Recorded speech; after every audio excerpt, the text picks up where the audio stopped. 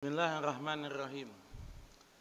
Orang kalau ngadepi masalah datang kepada pakarnya, kan begitu.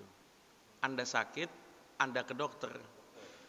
Anda pengen bangun rumah, Anda datang ke kontraktor, Anda datang ke arsitek. Ya.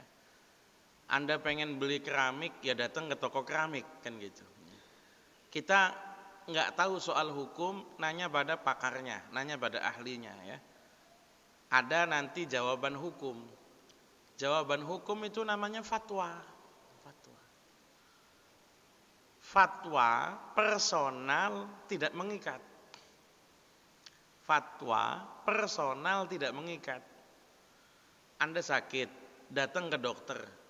Enggak puas dengan diagnosa dokter, jangan debat dokternya. Jangan. Dok, kok bisa begini? Jangan. Kecuali kita punya kompetensi yang sama dengan dokter itu. Kita sama-sama dokter, kita berobat ke dokter, treatment dia nggak pas, kita debat boleh. Tapi kalau kita bukan dokter, kita nggak cocok dengan diagnosa dokter, kita cari dokter lain. Second opinion. Anda misalnya dapat fatwa dari seseorang, Anda nggak cocok, ya jangan debat. Kecuali Anda punya kompetensi yang sama. Tapi Anda boleh minta fatwa yang lain. Fatwa itu ada yang namanya fatwa, ada yang namanya qadha. Ini beda. Kalau fatwa itu jawaban hukum, fatwa. Kalau qadha itu putusan hukum, Ya, misalnya pengadilan memutuskan fulan dan fulan bercerai, itu putusan hukum. Yang mau nggak mau ya harus dilaksanakan. Kalau putusan hukum. Putusan hukum itu kalau sudah ingkrah bersifat mengikat, kan gitu. Tapi kalau fatwa tidak, Dari masa Nabi memang begitu. Ya, kecuali kalau Nabi yang ngomong. Kalau Nabi yang ngomong jadinya syariat, bukan fatwa, bukan ya. Tapi kalau jawaban hukum itu jadinya nanti fatwa. Fatwa itu kadang-kadang orang punya perspektif hukum yang berbeda. Contoh soal tahlil. Ada yang cocok sama tahlil, ada yang nggak cocok. Ya nggak apa-apa. Yang penting jangan ribut, gitu aja. Ya nggak apa-apa.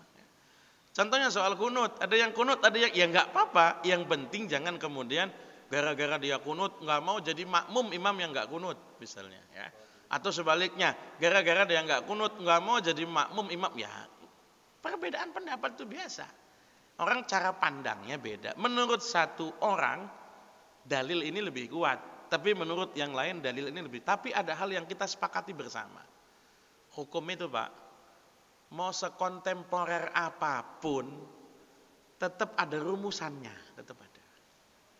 Ustaz, zaman Rasul itu kan nggak ada itu, ngeslot itu. Iya nggak ada.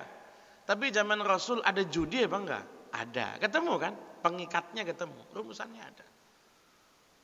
Ustaz, zaman Rasul ini nggak ada narkoba. Iya, zaman Rasul nggak ada narkoba. Tapi khamr ada kan?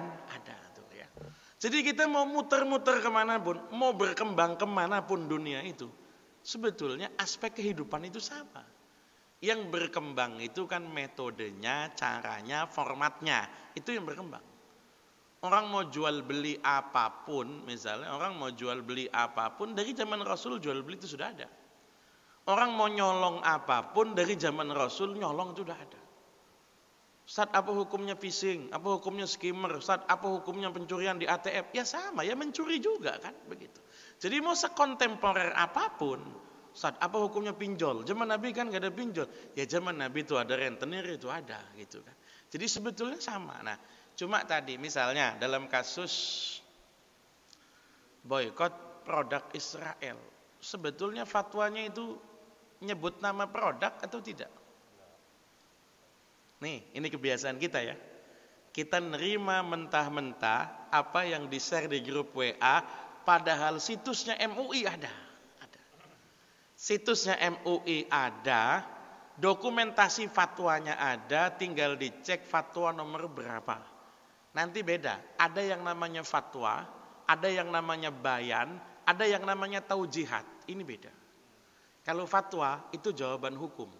Ya. Kalau bayan itu klarifikasi. Ya, penjelasan. Kalau taujihat arahan saja, taujihat itu arah. Itu nanti kekuatannya sudah beda, itu kekuatannya sudah beda ya.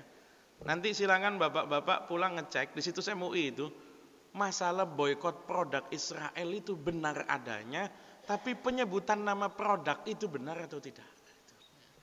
Kita kan langsung nih, kalau ketemu apa, pokoknya asal heboh. Fatwa MUI, nasab Ba'alawi, loh, urusan MUI kok ngapain ngurusin nasab skala gitu kan, macam-macam. Jadi sederhana sebetulnya. Kalau ada orang yang kemudian tidak mengikuti fatwa itu sifatnya memang belum mengikat. Kecuali diturunkan menjadi undang-undang, dia akan mengikat. Fatwa merokok, itu mohon maaf, komisi fatwanya sama si merokok. Fatwa rokok MUI itu sejak tahun berapa? 2000-an awal.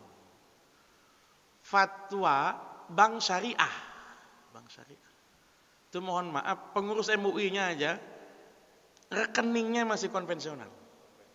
Terutama daerah-daerah ya. Yang daerah-daerah itu ya karena Bank Syariah jaringannya memang belum sampai daerah-daerah kan begitu. Jadi ya selagi tidak tabrakan dengan dalil, itu kemudian tadi Anda nggak cocok dengan fatwa tertentu, datang ke ulama lain dikasih fatwa yang lain, ya nggak masalah, second opinion itu begitu ya. Mudah-mudahan bisa dipahami.